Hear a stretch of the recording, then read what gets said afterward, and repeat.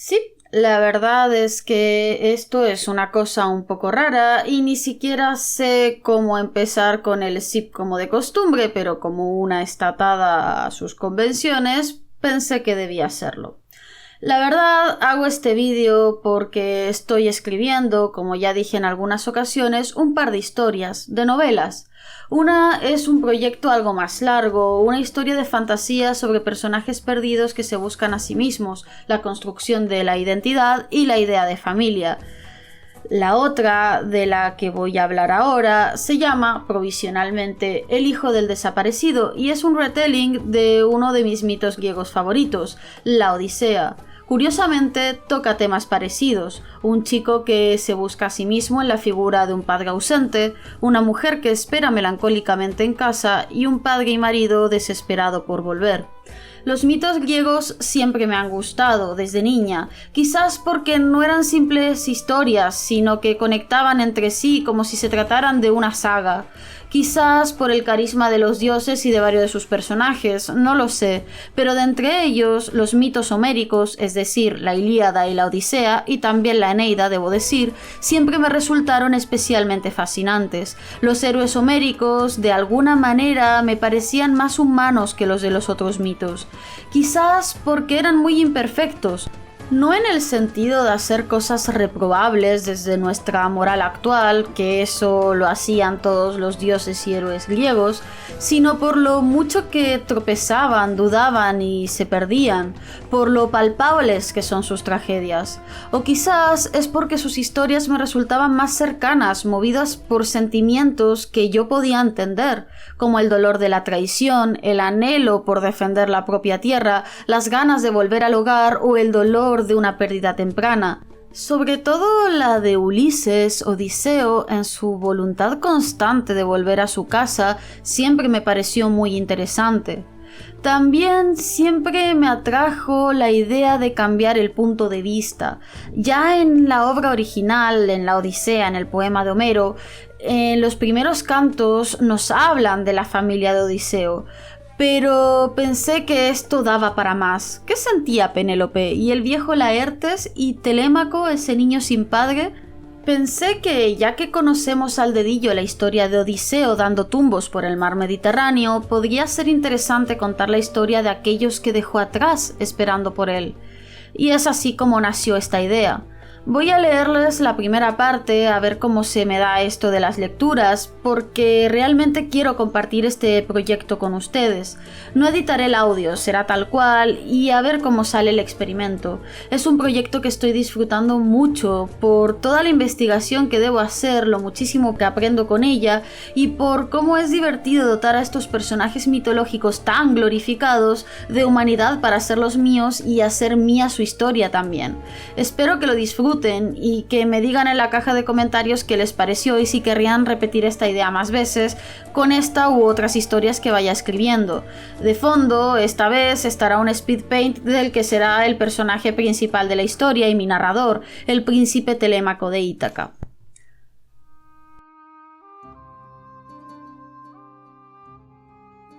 No tengo un nombre que merezca ser recordado, ni tengo nada de lo que jactarme. He nacido de una gran historia, pero no hubo para mí ningún papel en ella. Créanme si les digo que no es cómodo estar en mi lugar, heredero de logros célebres, pero sin ninguna participación en ellos.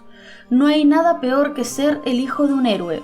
Estoy seguro de que lo saben, y sobre todo les habrán dicho que no hay nada peor que ser el hijo de un héroe muerto. El héroe muerto es insuperable, no importan cuántas hazañas cometa uno, la figura del padre siempre estará por encima, como una meta inalcanzable, como un rival que no se puede superar, porque es un mito, y ninguna verdad, eso lo sabemos todos, supera a los mitos. Es una sensación incómoda, una envidia punzante en nuestro interior que nos hace sentir asco de nosotros mismos, pero que somos incapaces de suprimir. El peso de saberse insuficiente, incapaces de alcanzar las altas expectativas que nos sepultan en su sombra.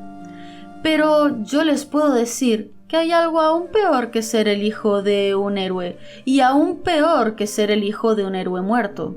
Lo peor de todo es ser el hijo de un héroe desaparecido.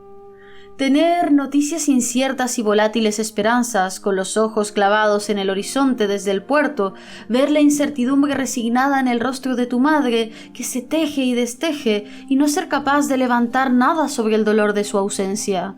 Es un duelo que no tiene fin, que se extiende por los días, meses y años, hasta que los niños se vuelven adultos y los adultos empiezan a mostrar arrugas alrededor de sus ojos cansados. El héroe desaparecido es una duda, es algo que existe y no. Se cierne sobre uno como la maldición eterna de un acertijo. Ni las más gruesas cadenas podrían haberme mantenido tan inmovilizado como la difusa figura de mi padre perdido en alta mar. Seguro ya saben quién soy, o quizás no. La verdad da igual. Solo pasaré a la historia como el niño inmovilizado, pequeño, indefenso, incapaz de proteger a su madre, incapaz de suceder a su padre. El niño eternamente amenazado por una jauría hambrienta de hombres voraces. Soy el hijo de la guerra de Troya. Soy lo que fue dejado atrás. Mi nombre es Telémaco, hijo de Odiseo, el hombre de las 1000 tretas, y Penélope, dulce y fiel tejedora, príncipe de Ítaca. Pero no importa, de verdad que no importa. Más que eso, soy el hijo del griego, de la ausencia, el hijo del desaparecido, y eso sí que es importante. Mi historia será colateral en los cantos de los Aedos, pero de todas formas la quiero ofrecer a quien sea que la escuche, aunque solo sea por recordar que toda historia de gloria, guerra y cólera tiene otras caras, que yo también estuve ahí, del otro lado de las gestas heroicas, y también muchos otros como yo. Recuerdo cuando supe lo de Orestes, lo de que mató a su madre porque fue infiel a su padre Agamenón y lo asesinó cuando éste regresaba a Micenas desde Troya. Tenía 11 años cuando supe de la muerte del hijo de Atreo a manos de mi tía, y ya entonces mi madre había sufrido por el destino de la desdichada familia real de Micenas, y no era la primera vez que sufría por ellos.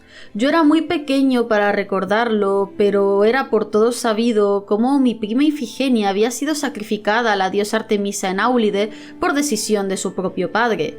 Algunos decían que la diosa realmente la había transformado en sierva y la joven había conservado la vida, pero a saber, los dioses son muy caprichosos y con frecuencia inusitadamente crueles. Su animadversión y su favor son volubles y arbitrarios a menudo. Cuando Orestes concretó su venganza, 3 años más tarde yo ya tenía 14. Mi madre, horrorizada, se llevó una mano al pecho adolorida al leer la noticia. Clitemnestra era su prima, y la historia era terrible, era normal que le afectara. Sin embargo, Penélope, reina de Ítaca, siempre ha sido más fuerte de lo que se pudiera pensar, y tras el impacto inicial se secó una lágrima con un gesto digno y suspiró meneando la cabeza.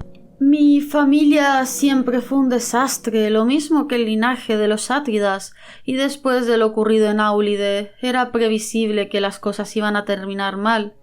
Pero Orestes y Electra, ¿qué será de ellos? Pobres muchachos, es tan triste. Negó con la cabeza compasiva, y mi pobre prima, tan desgraciada también. El dolor puede llevarte a hacer cosas verdaderamente terribles, dijo apesadumbrada, aún con la voz estrangulada de pena, pero con serenidad. En ese momento yo era muy joven y mi madre siempre fue reservada con estos asuntos, pero ya sabía cómo mi abuelo la había arrojado por un acantilado al mar siendo una bebé, y solo se había salvado porque una bandada de patos la habían mantenido a flote. Por consiguiente, yo no les guardaba demasiado aprecio ni a mi abuelo, ni a su hermano, ni a mi tía Helena, que se había llevado a mi padre a una guerra lejana que no comprendía. Pero tampoco les guardaba aprecio a los Átridas, desde luego, y mucho menos a Agamenón, del que había oído las peores salvajadas. ¿Quién ofrece a sus propias hijas en sacrificio? ¿Quién puede culpar a mi tía por odiarlo intensamente? No dije nada, no obstante, al escuchar sobre mi primo y su crimen. En realidad confieso que le tuve algo de envidia, porque cuando miraba a mi madre frente al telar, sin tejer, con la mirada perdida en la costa que se veía desde la ventana, algo se agitaba furioso dentro de mí.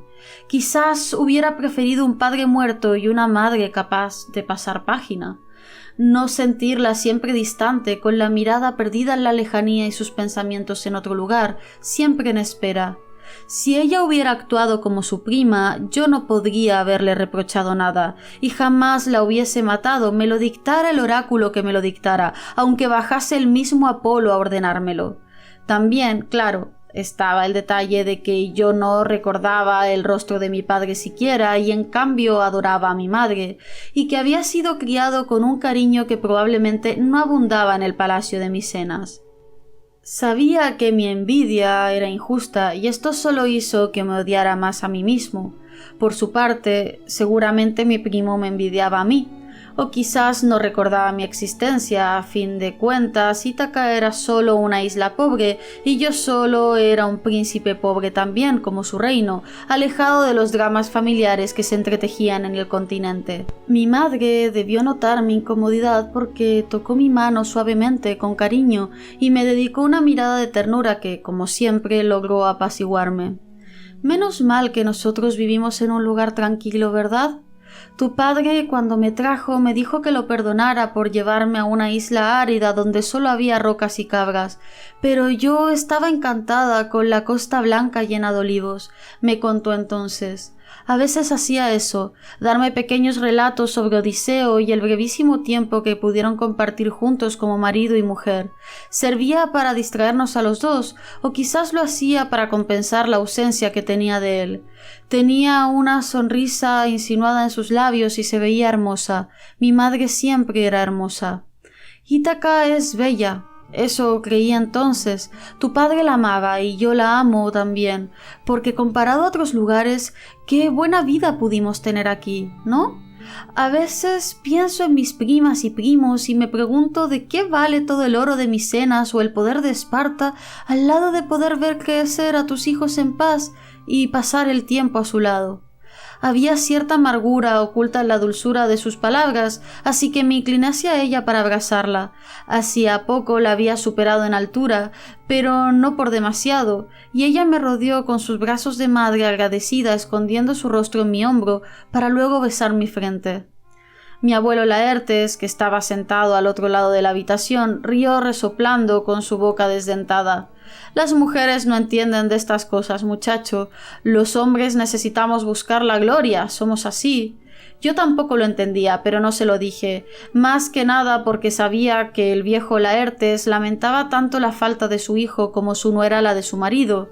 En vez de eso, me senté en el suelo junto a la silla de mi madre y apoyé mi cabeza en su muslo mientras ella acariciaba mi cabello y miraba a su suegro alzando una ceja divertida.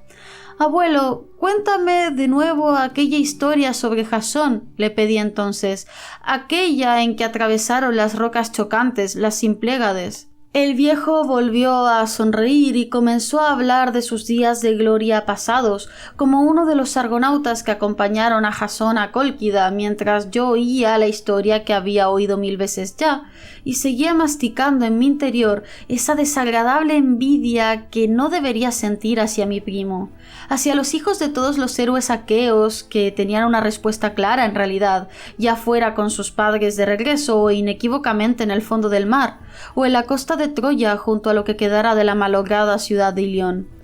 Creo que la envidia es algo que debía definirnos bastante a todos nosotros, en realidad, a los hijos de los aqueos. Yo al menos había crecido envidiando. No es algo de lo que me sienta orgulloso, pero es así. Envidiaba a los hijos que tenían un padre, o que aunque fuera podían recordar su rostro. Yo no podía. Era solo un bebé cuando el rey Odiseo se fue de Ítaca, preso del propio juramento que él ideó. Lo único que tenía eran historias, y las historias a menudo son difusas y contradictorias. ¿Cómo era mi padre? Tenía 15 años y pregunté a Mentor después de una práctica cansada con la espada. Estábamos en la cima de una colina detrás del palacio y desde ahí se podía ver bien la ciudad, el puerto y los campos de olivos. Mi tutor dio un sorbo largo de agua y carraspeó. «Era un buen arquero», contestó con sequedad. Puse los ojos en blanco. «Eso ya lo sé», le espeté. «Te pregunto sobre la clase de hombre que era».